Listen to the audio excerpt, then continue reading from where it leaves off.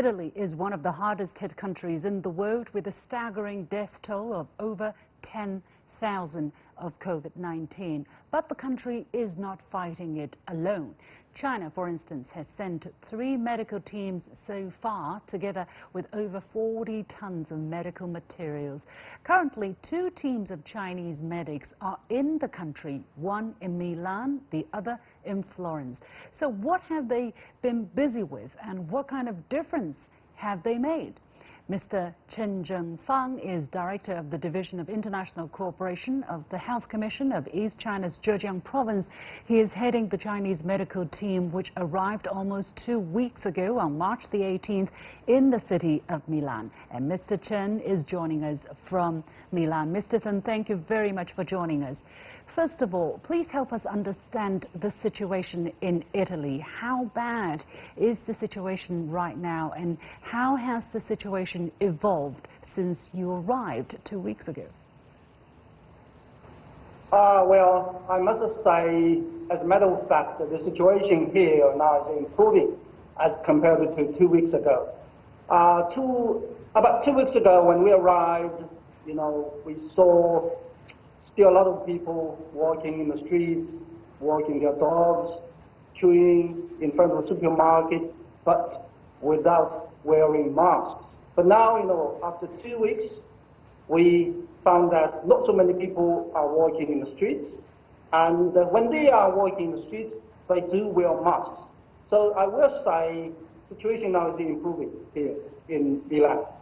What, according to your observation, has been the biggest challenge for Italy, or is the biggest challenge for Italy at this moment, and what measures are being taken by the local government and people in Italy, in Milan, for instance, to deal with the situation?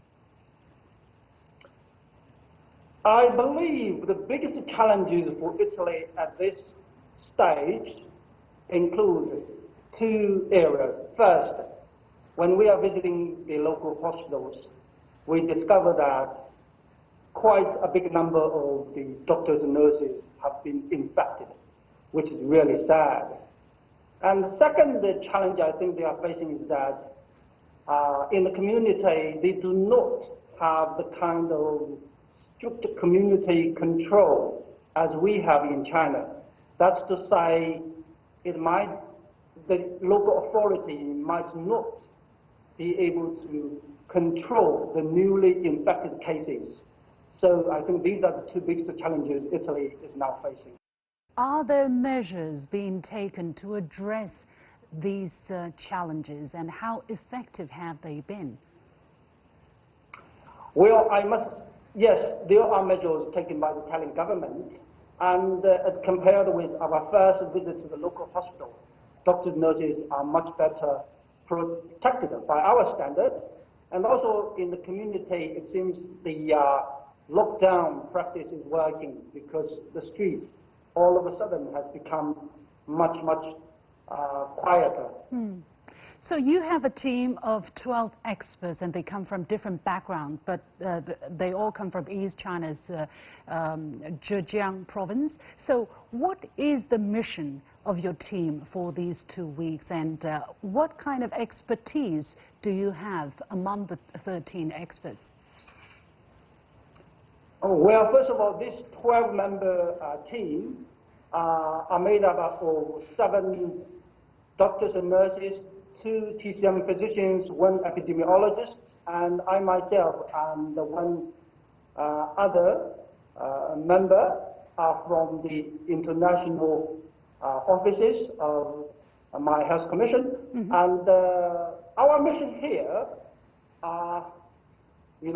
includes 2 parts. The first mission is to share with the local authority, the local clinicians, the invaluable experiences that China has accumulated in the past months.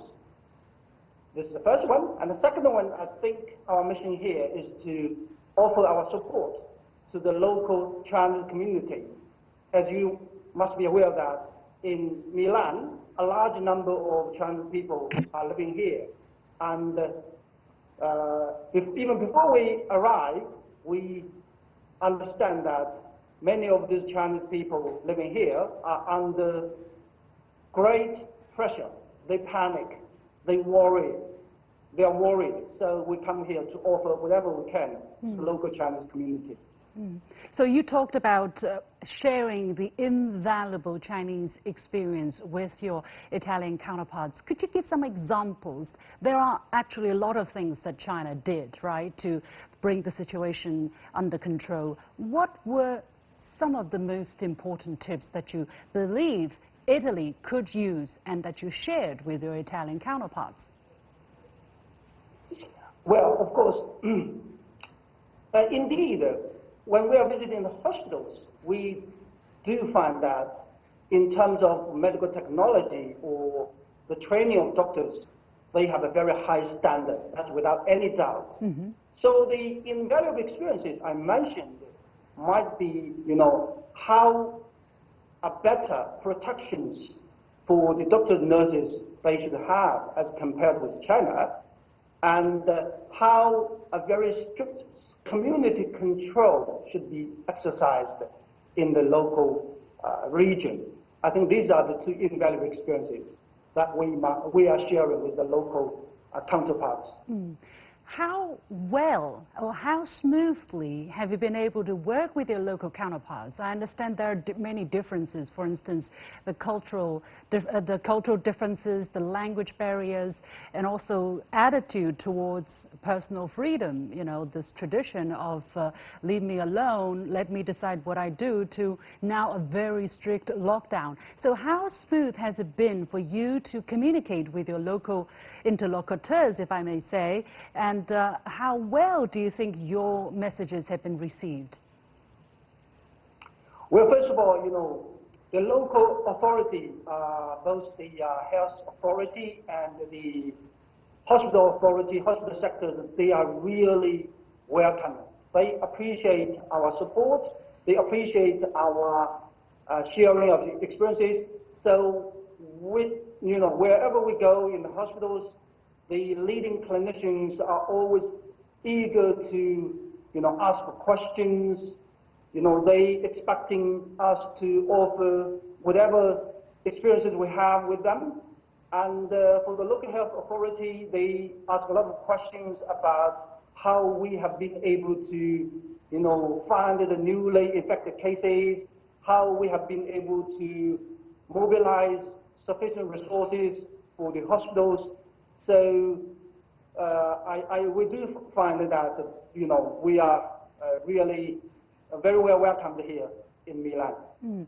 What have been some of the obstacles in your work so far? Have there been any obstacles in your work so far? And how have the local people been reacting to you? Because here in China, we were reading sporadically, there are people who appreciate China's assistance to other countries, but there are also people who don't take it sincerely, or who believes that China has other motivations. So what have been the reactions you have been getting on the ground? Well, the biggest obstacle we have so far probably is the language, because, for our clinicians, they normally speak English, not Italian.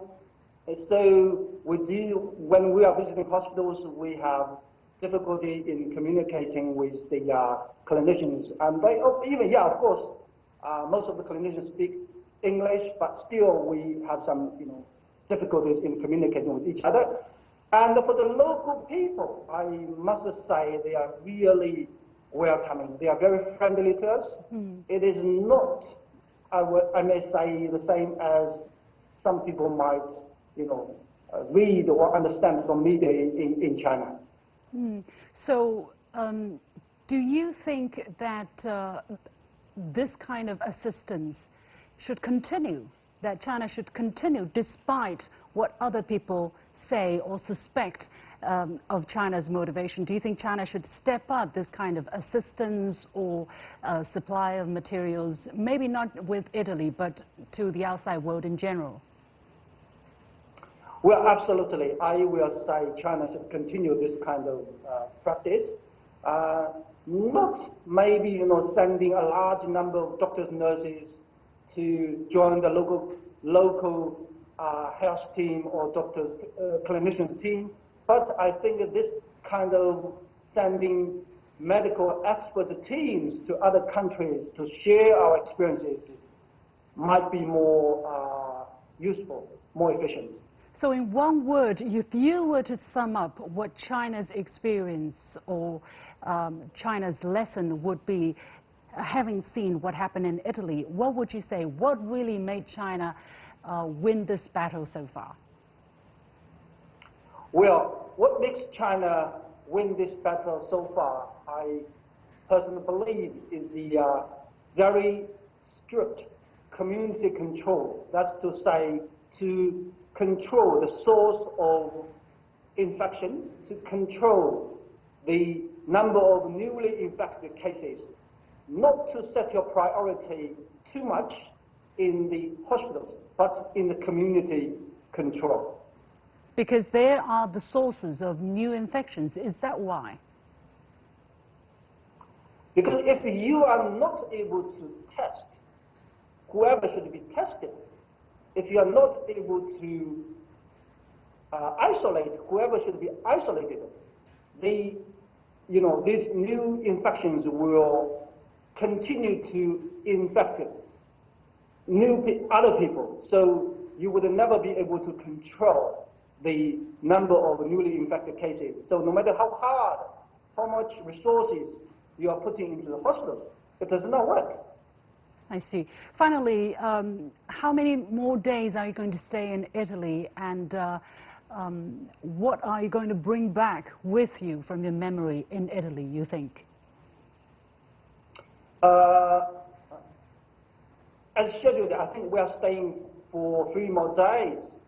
So the best memory I might have out of this mission, I think is, I've been to Milan twice before, but this time it is unique because all of a sudden you discover that this historical, artistic, and always very busy city, all of a sudden becomes so quiet. It is not the familiar Milan I used to have. So this is probably the best, strongest memory I have when I might have when I come back to China. But I believe that the situation will change very soon, and I'm sure it won't be too long. That Milan goes back to its previous self, but stronger, coming out stronger out of this epidemic. Thank you so much, Mr. Chen Zhengfang, joining us from Milan as head of the Chinese medical team, assisting the city in this at this moment. Thank you so much, Mr. Chen, for all of you and your hard work. Thank you. My pleasure. Thank you. And with that, we come to the end of this edition of The Point with me, Liu Xin. As always, you can follow me on Facebook and Twitter using the handle The Point with LX. Thanks for watching. You've got The Point.